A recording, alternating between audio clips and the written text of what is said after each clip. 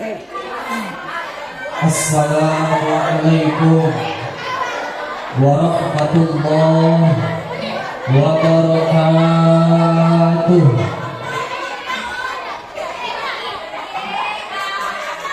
Alhamdulillahi wa kafa, wassalatu wassalamu ala sayyidina Muhammadinil Mustafa wa ala alihi wa ashabihi ahli sidqi wal wafa.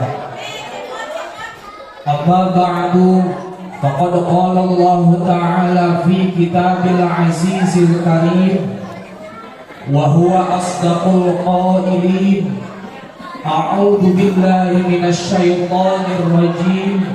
Bismillahirrahmanirrahim.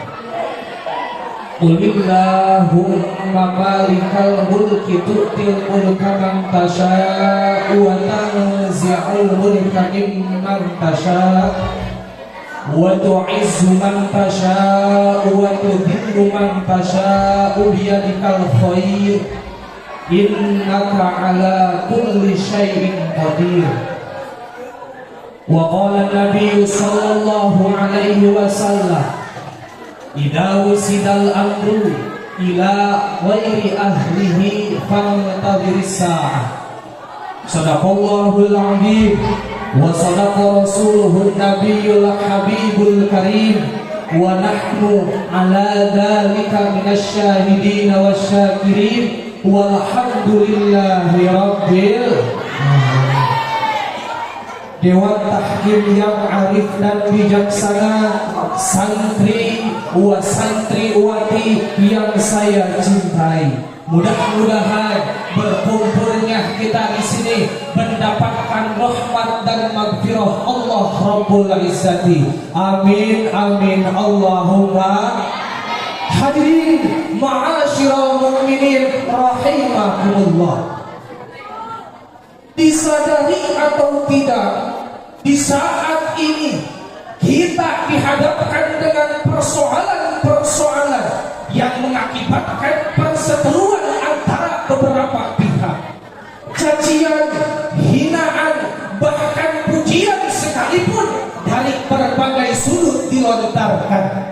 Tak lepas dari itu, jutaan uang, triliunan uang rela dikeluarkan, rela dihambur-hamburkan demi mendapatkan sebuah jabatan dan kekuasaan, sehingga amanah merupakan kata yang mahal untuk dipertaruhkan saat ini.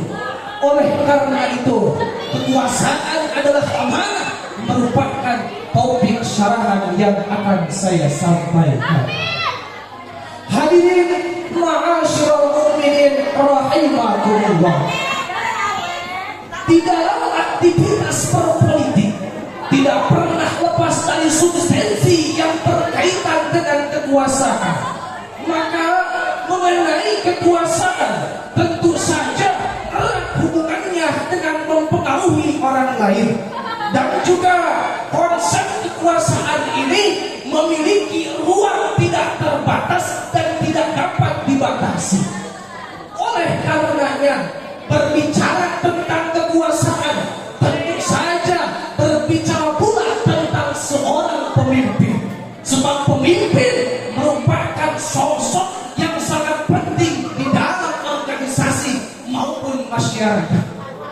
Saudaraku, mari kita lihat sejarah ke belakang. Ketika di masa Khalifah Sayyidina Umar bin Khattab, kekuasaan Islam terus bertambah dengan cara penaklukan terhadap beberapa daerah. Di antaranya Libya, Papua, Irak, Armenia, Khurasan, Nisabur, Azerbaijan dan Palestina. Bahkan di saat itu terdapat kerajaan yang terkenal dengan kekuatannya, ialah kerajaan Romawi dan Persia. Namun keduanya berhasil ditaklukkan di masa Khalifah Sayyidina Umar bin Khattab, sehingga Islam di saat itu mengalami dengan kejayaan. Akan Tetapi saudaraku, walaupun prestasi yang diraih begitu gemilang, Sayyidina Umar bin Khattab merupakan salah satu tokoh yang mampu memadukan antara ketegasan, keberanian, serta rendah hati dan tidak sombong.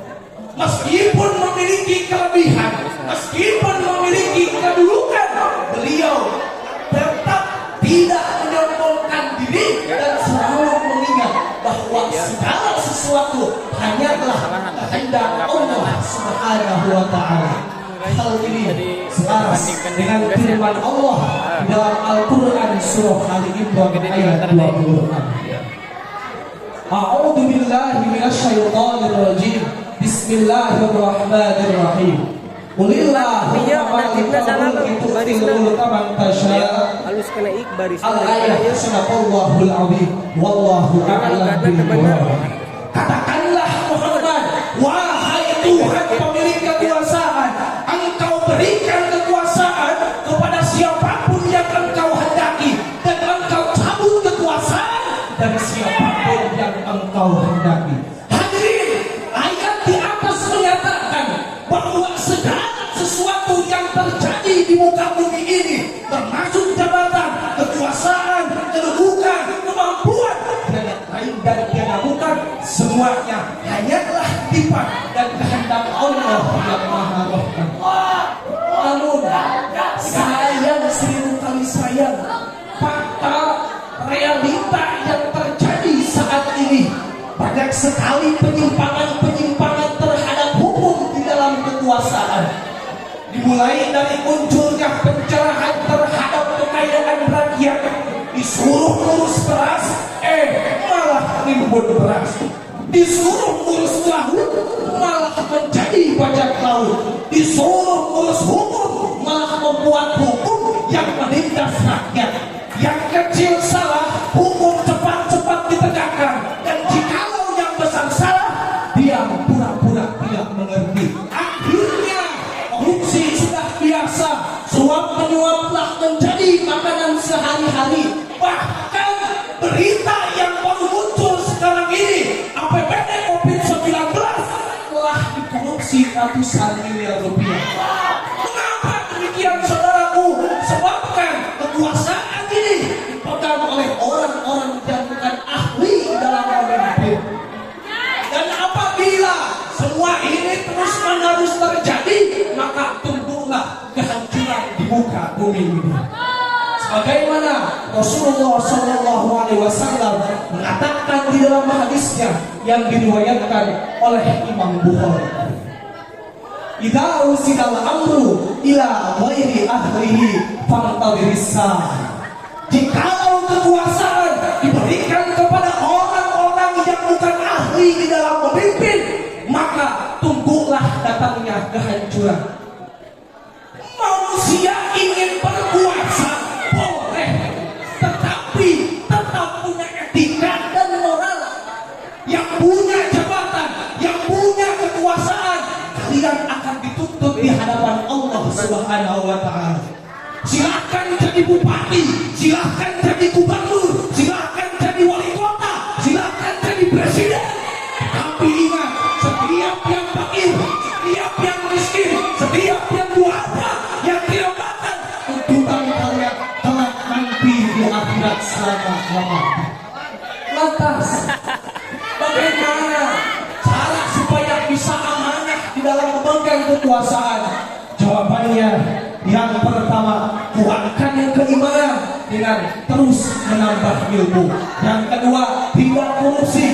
Yang ketiga, melaksanakan tugas dengan penuh tanggung jawab. Oleh karena itu, mari kita sebagai suara rakyat harus mampu dan bisa memilih pemimpin yang memiliki keimanan yang kuat.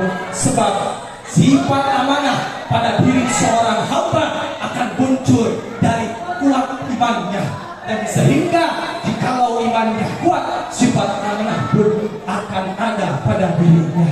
Demikian jadi kesimpulannya, bahwa amanah merupakan sifat yang paling penting di dalam kekuasaan untuk menciptakan negara makmur, rakyat dan sejahtera. Demikian apa yang dapat saya sampaikan. Mohon maaf atas segala kekurangan dan kegelapannya. Ma min khairin Allah wa ma min jinatin fi nafsi. Umdur ma kila wala tambur taqwa. Billahi taufiq wal hidayah. Wassalamualaikum warahmatullahi wabarakatuh. Waalaikumsalam warahmatullahi wabarakatuh.